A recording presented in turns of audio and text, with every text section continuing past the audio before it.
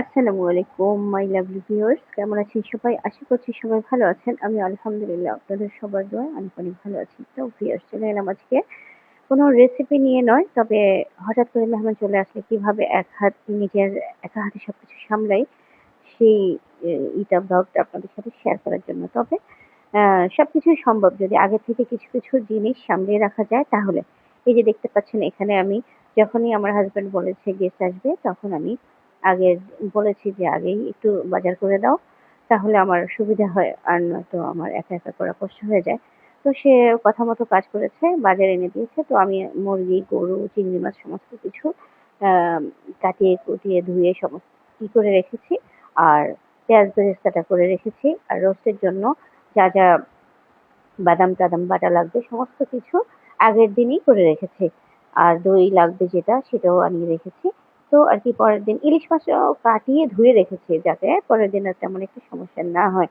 তো পরের দিন এই তো দেখতে পাচ্ছেন, আমি ইলিশ মাছটা ভেজে রেখে দিলাম। তারপর চুলার নিচে একটা স্টিলের প্লেটে রেখে দিবেন, তাহলে একদম মুচমুচে একটা ভাব থাকবে। অনেক আগে করেও রেখে দিতে পারেন, তাহলে আপনার ওই সময়টাতে আর খুব ভাগদৌড় করতে হবে না আর কি।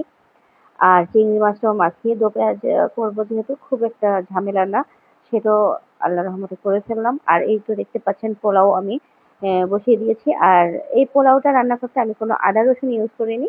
যেভাবে দেখতে পেলেন আমি শুরুতে গরম পানির মধ্যে যা যা লাগবে সমস্ত কিছু মশলাগুলো এখানে দেখিয়ে দেওয়া হয়েছে, সেই সব মশলা দিয়ে সাথে বাদাম বাটাগুলো দিয়েছি। বাদাম বাটার সাথে টক দই আছে, পেঁয়াজ বেরেস্তা আছে, সবকিছু আছে। ওগুলি দিলেই হবে, আর তেমন আদা রসুন না দিলেও হবে। এটা দেখতে পাচ্ছেন আমার পোলাওটা হয়ে গেল। আর হচ্ছে কাবাবটা আগের দিন বানিয়ে রেখেছিলাম, আর নয়তো কাবাবটা করতে একটু কষ্ট হয়ে যায় আমার। তো এই তো দেখতে পাচ্ছেন আমার পোলাওটা একেবারে ঝরঝরে হয়েছে। অনেকে বলে যে চাউলটা খুব ভেজে নিয়ে কড়কড়া করে এই সেই করে পোলাওটা করলে খুব ভালো হয়। আসলে এরকম কিছুই না, আপনি করতে পারলে সবকিছুতেই ভালো হয়। এই যে দেখতে পেলেন আমি গরম পানির মধ্যে সমস্ত কিছু দিয়ে পোলাও চালটা ঢেলে দিয়েছি। আলহামদুলিল্লাহ, খুবই মজার এবং খুবই ঝরঝরে একটা পোলাও হয়েছে। আর এই তো দেখতে পাচ্ছেন আস্তে একটা মুরগি করেছিলাম, আর সাথে রোস্ট মানে পিস করেছি আর কি।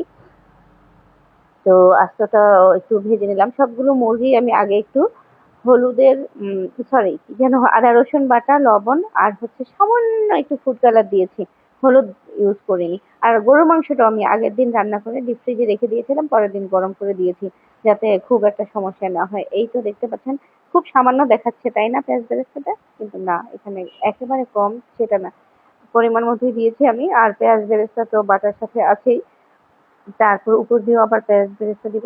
এই যে দেখতে পাচ্ছেন সমস্ত কিছু একসাথে আমি ওইখানে একটু পেঁয়াজ বেরেস্তা করে সেটার সাথে দিয়ে দিচ্ছি। এভাবে করে কাজ করলে না খুব সহজ হয় এবং আলহামদুলিল্লাহ অনেক মজারও হয়। তো দেখতে পাচ্ছেন আমি যেহেতু এইটা চিকেনটা এখানেই ভেজেছিলাম, তাই কড়াইতে একটু দেখাচ্ছিল। এর জন্য আমি কি করেছি, মাঝখান দিয়ে আবার এই গ্রেভিটা অন্য একটা কড়াইতে ঢেলে তারপরে আবার এটা ধুয়ে আবার এটাতে দিয়েছি, যাতে বাজে একটা কালার না আসে। তো আলহামদুলিল্লাহ আমার সমস্ত কিছু অনেক ভালো হয়েছিল। দেখে কেমন বোঝা যাচ্ছে আমি জানি না, কিন্তু খেতে খুবই মজা হয়েছিল। যে এসছে সেও খেয়ে বলেছে, এবং আমার হাজবেন্ড তো বলেছি। আমার হাজবেন্ড বলা মানে হচ্ছে আমার কাছে আমি 100-এ 100 পাওয়া, কারণ সে খুব চাপা মানে এইসব ব্যাপারে প্রশংসা খুব একটা করতে চায় না বা বলতেও চায় না। তো তার এক্সপ্রেশন দেখে বা তার খাওয়ার দেখে বা কিছু কিছু সময় সে বলেও এই আর কি বুঝি। এই যে সবশেষে যখন গেস্ট চলে আসছে, আমার চুলায় খাবার থাকতেই আমি তো ভালোভাবে দেখাতে পারিনি। এখন গেস্ট খেয়ে চলে যাওয়ার পর আমি এই যে একটু একটু দেখালাম যে কি কি করেছি। তো আর কি সারাদিন যেহেতু কাজ নিয়ে ব্যস্ত ছিলাম, আর রাতের বেলা গেস্ট আসলে হয় কি সারাদিনই মহিলারা একটা মধ্যে থাকে। তো আমার খাওয়া দাওয়া তেমন কিছুই হয়নি।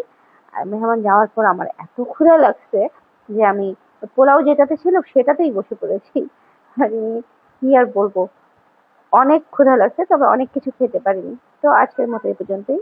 আমার চ্যানেল মারিয়ামস ওয়ার্ল্ড এর সাথেই থাকবেন, আমার জন্য দোয়া করবেন। আমার ভিডিওগুলো ভালো লাগলে লাইক কমেন্ট করে আমাকে উৎসাহ দিবেন, যেন আরো বেশি বেশি করে ভিডিও তৈরি করে আপনাদের দিতে পারি। তো আজকের মতো এই পর্যন্তই। আল্লাহ হাফেজ।